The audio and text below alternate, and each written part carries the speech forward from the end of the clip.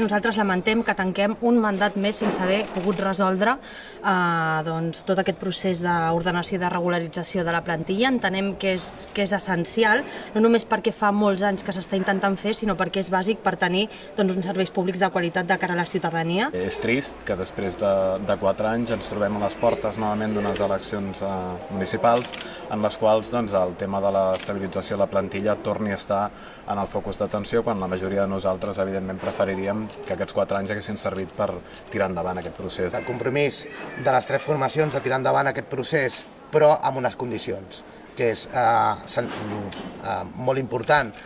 consensuat i acordat amb tots els representants de les treballadores de l'Ajuntament, per tant amb totes les seccions sindicals, costi les reunions que costi el temps que costi, i amb segona qüestió, que també seria molt important,